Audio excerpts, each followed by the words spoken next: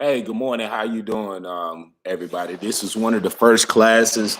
I'm about to give you the first step on how to start a garden. And make sure you got a pen and a paper to write down this information because this information will be able to help you for the rest of your life and also help on your kids to pass on to your grandkids. All right, guys. So we're gonna be breaking just the basis on how to start a garden because this is a lot of questions that I get asked a lot sometimes. So I feel like this is gonna benefit and help a lot of people. All right, we're gonna start off right. First thing you needed, first thing we need to know about your garden is it don't matter if you're doing it in a field. It don't matter if you're doing it on a patio. It don't matter if you're doing raised beds. You basically need to pick the area best to grow your plants in. And what I mean by that is like picking the best place that have full sun. But you always want to remember the sun rises in the east and it sets in the west. And you also want to remember the north side of wherever you plant at is always going to be the most shadiest and always going to be the most coolest. And the south is be the most warmest. Even if you plant on the south end of the field, it's going to be the most hottest. If you plant on the north side of the field, it's going to be the most coldest. If you plant east and west, you will get majority of sun, full sun all day long. So you will need to know these things. And why would you need to know these things? Because you got things like tomatoes, cucumbers, squash, zucchini that will probably need up to 8 hours a day of sunlight to produce vegetables. And you have things like cabbage, lettuce, Swiss chards, kale, Brussels sprouts.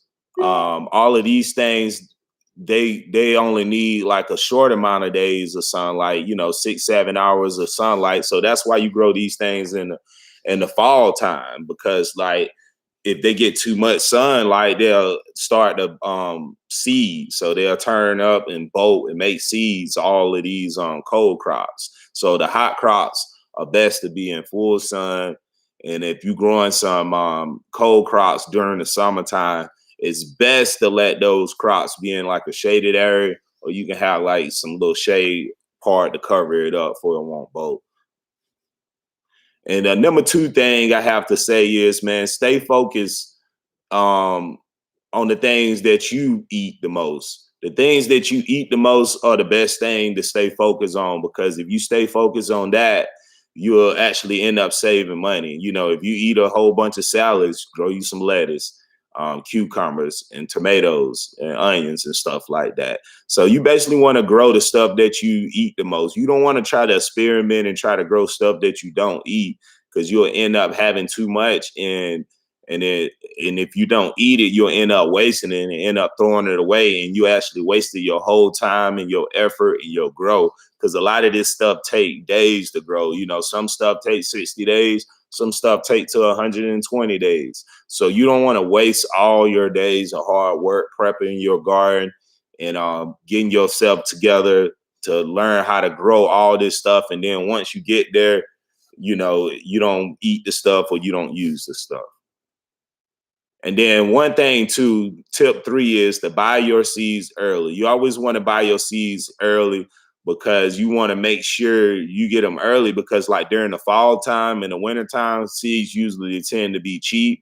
And then when they get to the summer and spring, seeds go up for demand. So it's best to like get your seeds early, prep your beds early, write out a chart, how you want to plant your seeds and where you want to put your seeds at, and learn how to plant things companion. If you downloaded the book to join this class, I have a book that's telling you about companion garden, and it basically telling you things that you can plant to benefit next to each other as far as insect, pest control, and also benefiting each other off of nutrients and nitrogen. And then once you get your seeds, you need to figure out what stuff that you need to start outside and some stuff that you need to start indoors. Some stuff I need to start indoors because I'm up a high elevation up in North Carolina. So in my plant zone, we don't have long summers. We have a short summer. So basically, I need to start a lot of my stuff indoors, like my peppers and my tomatoes and stuff like that. I started indoors inside of the greenhouse, so I can have, a faster growing season than starting it from seed outside. So by the time, our last frost over with, I can transplant it and I can be ahead of everybody. So that's the best thing about starting your seeds early inside, like your hot crops, because they take so long to grow. But if you in places like southern states like Florida, South Georgia, Louisiana, South Alabama, Texas, South Texas area, Southern California, some of those parts, man, you can just direct seed some of your stuff outside in the beginning of the year. It depends on the weather outside too, as well, and the condition of the weather in your last frost. So you want to make sure you look into your last frost. And then one thing too, the next thing is number 4 is you want to prepare your garden space. And then what I mean by preparing your garden space is you want to figure out that you want to put a plot, or you want to figure out that you want to grow out of containers or pots, or you want to figure out that you want to grow inside with a hydroponic and a hydroponic.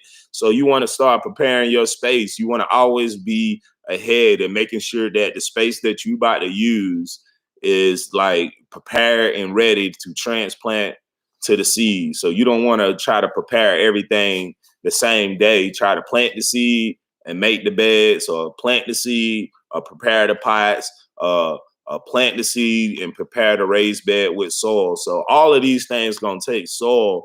So you want to make sure you go to your local nursery to get soil. You can also go to your local city, and they'll probably have mulch and stuff like that too as well, and soil. So you can probably get soil for free from your local Department of Agriculture and stuff like that. So that's something that you maybe want to look into. And number 5 thing, you got to start preparing your ground. And by I'm saying preparing your ground is like, if you got garden space, you want to make sure you got the beds organized. Like I plant my beds 32 inches of wide, and and that make me be able to fit more plants inside of them. And then I do my aisle, which you call in between the rows. I do that between like 12 inches and 18 inches. Excuse me. Excuse me. And the next thing you have to do is get ready to start planting, man. Once you start preparing all that stuff, you need to know how many inches that you're going to start putting your plants and stuff. So you need to know all of these things before you start planting. Like, for instance, you need to know how many inches your lettuce need to be planted. You need to know how many inches your tomatoes need to be planted far apart from each other. I feel like lettuce and kale and beets and radish, a lot of those things can be planted close together between 6 to 8 inches. Some of it, and 12 inches at the most. On a lot of cold crops and stuff like that, they can kind of be planted close together. And then more on your hot and warm crops, like your tomatoes, squash, zucchini, peppers, and stuff like that. You want to make sure that stuff is planted far apart, like 12 to 18 inches apart from one another. So after you do this, man, you should be ready to start planting and stuff like that. And once you do this, like, you should be able to start taking care of your plants. It's gonna start taking a few weeks and a few months. And your first few weeks, you need to start applying like different type of nutrients for the soil, amendments and stuff like that. I like to start off with 10-10 fertilizer. So you can look up 10-10-10 fertilizer. And you can also order it on Amazon. You can go to Lowe's, you can get it, and you can get it shipped to you. You can also apply that fertilizer too as well.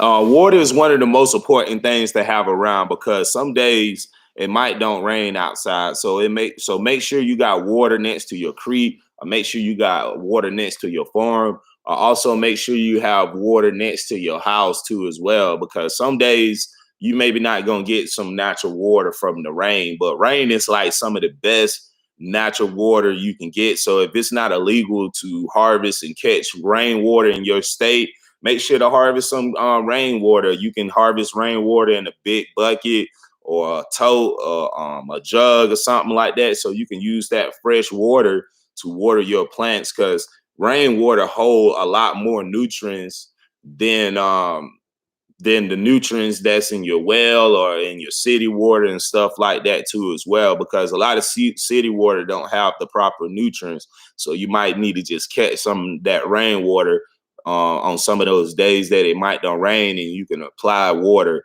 on it too as well. When your plant get tall, you don't have to water your plants that much at all.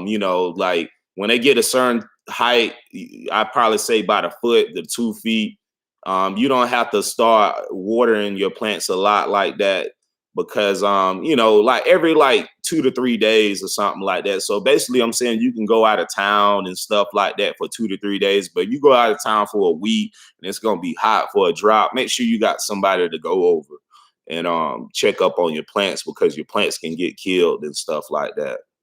And harvest time is the best time. Make sure you have space to make sure you have space to, once you harvest this stuff, to put in your refrigerator and storage, because you can storage a lot of these things. You can freeze the kale and stuff, and you can reuse it. And you can also vacuum seal the kale too as well and reuse it. The squash, the zucchini, and all of this stuff, you can freeze it and you can use it. And like your tomatoes and Roma tomatoes and stuff like that, you can can it in mason jars and stuff like that. Like and you can make sauce out of it, and you can preserve the sauce, and you can use the sauce throughout the winter times. And this is how people used to survive a long time ago. They'll grow all the food during the summer, and then they'll preserve it so they can survive throughout the winter time. So I hope this information help you out, and this is how you can start a garden. I'm gonna be doing more videos and update, and I hope everybody continue to keep learning. And I appreciate y'all for subscribing, and I appreciate everybody for joining this group. One love. All right.